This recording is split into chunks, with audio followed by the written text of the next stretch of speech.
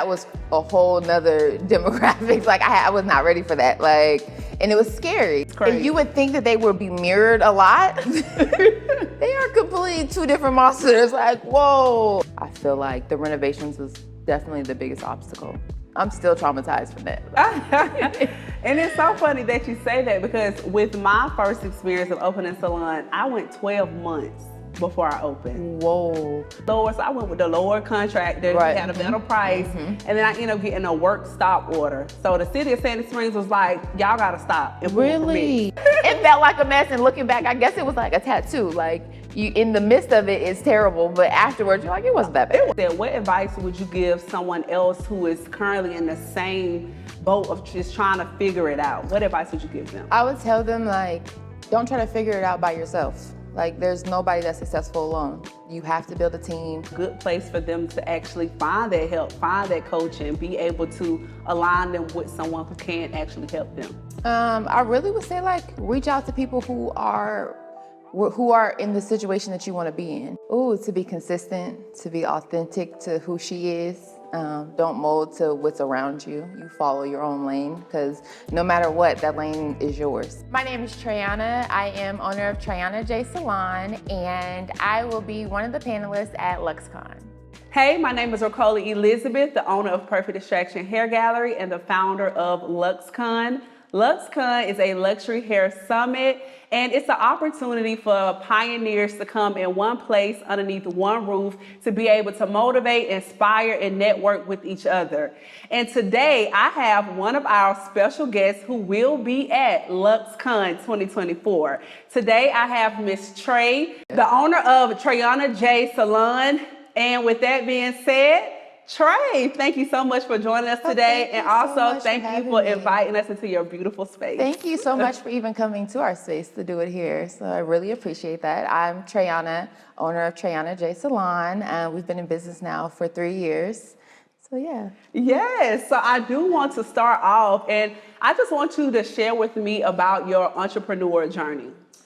So really, I've now been in Atlanta for 16 years. I graduated from the Veda Institute here 10 years ago, maybe like 11, 12 now. But I've been doing it for a while. When I first moved here, I was a front desk girl on Camp Creek. Just trying to figure it out, really. So once I moved here, I started working at a salon as a front desk girl, just trying to figure it out. For the most part, I knew that I wanted to be in the beauty industry, but making sure I had an income because I still had bills to pay. And then trying to figure out like when I would have a pocket of time to go to school.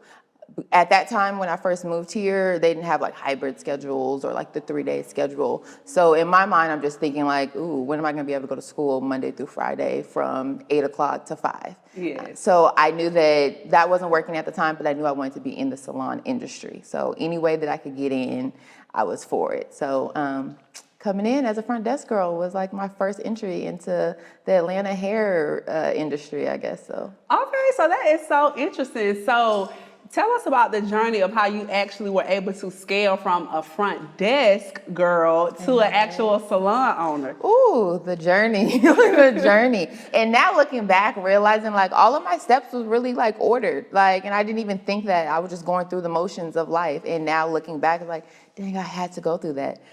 So I started as a front desk girl. I was a front desk girl for probably 3 to 4 years, and that was mixed between African-American salons and white commission salons. Mm-hmm. So I kind of got to see both sides of it. I can say like working with the different demographics, I seen the difference in the industries. I seen how some treat it as a hobby, some treat it as a career, and some people scaled way further than what I could have ever imagined. So that kind of like opened up my eyes to like, oh wait, this can go way further than I think. Exactly. After doing the front desk for a few years, I realized like, wait a minute, okay, I really want to do this. So I started going to school, and while I was in school, I started assisting. And that was pretty cool. So I kind of got like both ends of it. I went to school Monday, Tuesday, Wednesday, and then I assist Thursday, Friday, Saturday. So my week was booked. And I even tell my girls now, like, girl, I've been there, I done it. Like I only had one day off and I still made it work.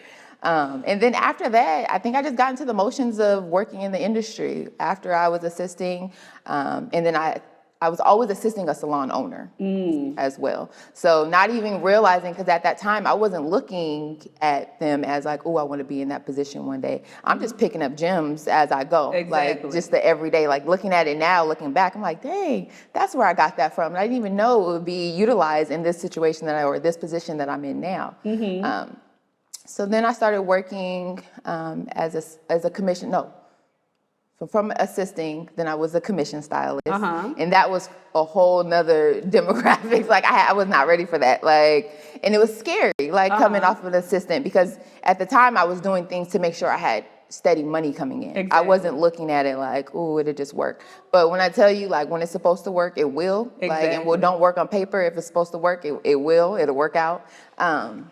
So I started commission styling, and that was pretty cool. So I did that for probably 2 years. And at the time, I was a commission stylist, but the salon owner that I was assisting, she was moving out of the state. So I would do her clients when she was gone. So it was a good little transition to where I got so comfortable. And that's where even when she tried to push me to booth run, I was like, no, I'm fine right here. And everybody's like, no, you can do it. You can do it. You're giving me more. And she really broke down the numbers to me. And I'm so grateful for her. And the fact that she even pushed me to those limits, because she was pushing me and I didn't even know I was capable of doing those things. I was just like, I was getting real comfortable in the situation or the positions I was in.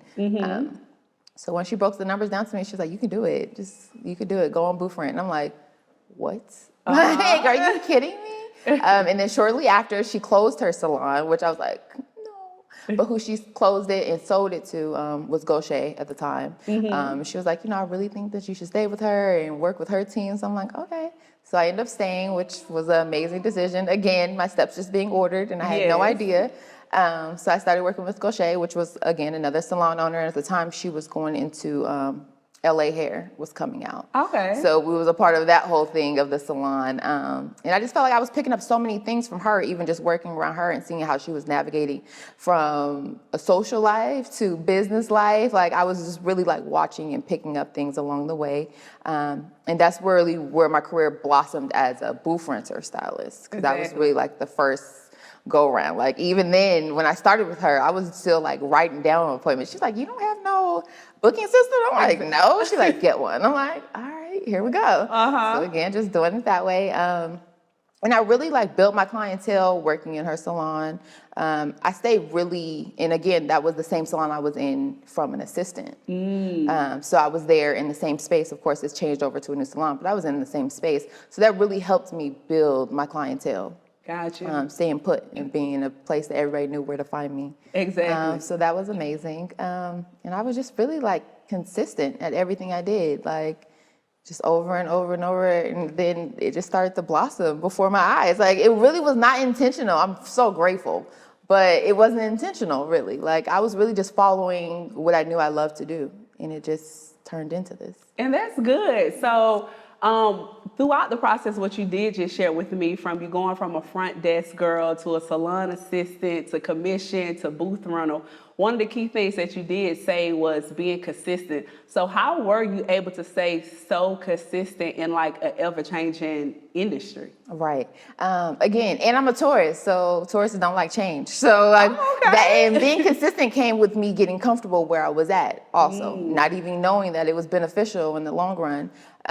But I really just knew like, once I started something, I wanted to perfect it before I moved to the next thing. So that actually helped me build consistency, because I was like, no, I got to make this perfect before I move to the next thing. So over time, it was just working out for me. Okay, so with that being said, what made you take the big leap into salon ownership? Because salon ownership is a totally different ball game. A whole different beast. And I can definitely attest to that, because me personally, I went from being a booth renter at 2 different salons, and then I jumped into salon ownership, and then the lessons learned from being an independent stylist to an actual salon owner, it's crazy. And you would think that they would be mirrored a lot. They are completely 2 different monsters. Like, whoa. But I think like me leaping into that, at the time, the salon that we were working in during COVID had got shut down. And it really was like, again, my steps being ordered. Some people was like, when are you gonna get a salon? When are you gonna get a salon? Because at this time, my clientele was booming. But again, I was still in the same location that I had started in. And I think it was just a push. Like, it was a push that I didn't know that I needed. Like, literally those doors locked. And I was so comfortable in that space that I didn't even look into salon ownership, but I knew that that was going to be the next step for me. Like, so I was just like, you know what? I know this strip, they got some salons. Let me call over there, see if they had an opening. When I tell you the story on even how I got this space was wild. So the salon closed. Let me tell you, like, the door's locked. And I'm like, you know what? Let me just call over there and see if they have a space. I call over here at the time because I knew other salons that had been over here. The front desk girl a while ago had told me, or maybe 2 years prior had told me, she was like, you know, you'll probably never get a space over here because everybody over here has been over here for multiple years and they know who they want to take over the lease when they leave. Oh, wow. So it's gonna be really hard to get a space. I'm like, all right, never called again. The day the doors locked at the salon that we were working in, I called over here and they said, they was like, is this the girl with the red hair? And I'm like, yeah. They was like, we was thinking about you. Oh, wow. Somebody just put in their notice 30 minutes ago. Oh, wow. I said, excuse me?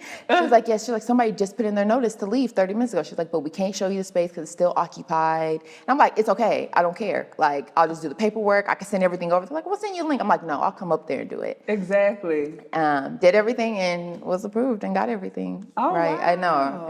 It was crazy. So with the opening of your salon, what would you say are some of the initial obstacles that you may have faced while opening the salon? Oh my God. First, because I opened the salon in the midst of COVID. So that was another thing. So we opened January 2021, but of course I got the space August 2020. So that was a whole nother monster that I wasn't ready for at all. Me thinking like, oh, it was a salon. This is gonna be easy. All I gotta do is, you know, just small stuff, just bring in my stuff, move their stuff out. Oh my gosh. So luckily I had an amazing interior designer that when I tell you she was heaven sent from bringing in the contractors, everything. I had no idea how much I was going to have to redo, from floors to walls to baseboards to electrical to extra water heaters. Like, yes. Water has been a nightmare in my life since I opened the salon, but I had no idea how many elements went into actually properly running a salon. So me getting the space in August, we didn't move in until January. So that was 4 months of me trying to get renovations. That was like the biggest thing, was like the renovations, I think. And because I inherited a team, that wasn't something that like I was worried about or had to process I had to go through. So I feel like the renovations was definitely the biggest obstacle. I'm still traumatized from that. And it's so funny that you say that, because with my first experience of opening a salon, I went 12 months before I opened. Whoa. Yeah. And the crazy part about it is the first contractor I got, he was like, yeah, this is probably gonna be a 6-month job. I'm like, 6 months? I'm like, you know, I still gotta pay rent on this space even though I'm not in here. Yes. But yeah, so luckily it was only 4, but 12? 12 months. And one of the reasons why is because I was new to it, didn't know what I was doing. I ended up getting an actual contractor who was like, oh, you don't have to worry about pulling permits. I got you. That's how we can keep the rate lower. So I went with the lower contractor. Right. He had a better price. And then I ended up getting a work stop order. So the city of Sandy Springs was like, y'all got to stop and pull permits. Yes. And so then from there, it was a full 12 months before I even opened. Yeah, because the permits is hell to get too. Exactly. Oh my God. So when you say paying rent, I was paying salon rent, booth rent, rent at my house, all stressed and depressed. Look, yes. Yeah, no one talks about the stress that comes in when trying to open a salon. Like, I was in here day and night. And the time my son was a baby, he was only like 1 or 2. So he's running around, there's construction everywhere. It was wild. I was getting some stuff shipped to my house, some stuff shipped here. They was leaving pallets on the concrete outside. I'm like, how am I supposed to break this down and get it through the door? It was a mess. It felt like a mess. It felt like a mess. And looking back, I guess it was like a tattoo. Like, you in the midst of it, it's terrible, but afterwards, you're like, it wasn't that bad. It wasn't that bad. Exactly. So once you got to the point of actually doing the renovations for the salon, you've moved into the salon, what were some of the skill sets or the things that you had to learn to actually run and operate your team? You know, leadership skills. That's a big thing, because even though I was a stylist and I'm working amongst the people that I've been working with for the last 7, 8 years, it's leading them. Cause Yes. and you don't even realize those are skills that you need, because you're thinking like, oh, these are my friends, like I'm working with them. Da, da. No, but it's still your business, and you have to kind of lead where you want your business to go. And even if, like at the time, of course, everybody was booth renters, so I wasn't like leading their careers, but leading where I wanted my business to go. Exactly. That was a whole nother things, and just getting clear on the things that I wanted and where I wanted my business to go and what light I wanted to be seen in. Yes, and that is so important, because I think a lot of times when people think of leadership, they just think about corporate America.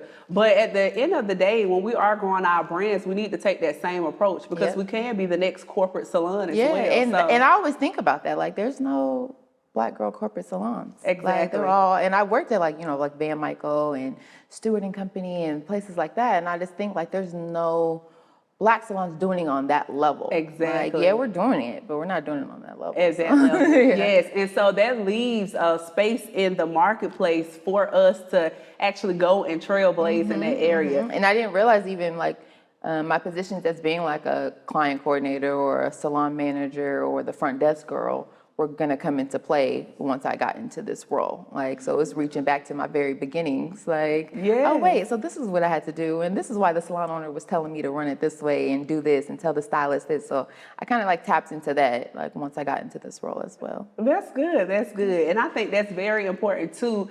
And it's very inspiring, because there are some people who can't afford to go to cosmetology school right now in this moment, but they want to break through the doors of this industry. And to see how you went from a front desk girl to a salon owner, that's kind of like very astonishing. Right? It is. Yes. It really is. And looking back, I'm just like, wow. But it's a thing. Like, going to school, that's a full-time job as well. And then especially like 12 years ago, I still had rent to pay. I still had bills to pay. So it was like, how am I going to be able to do both? And at the time, when I moved here, I was 20.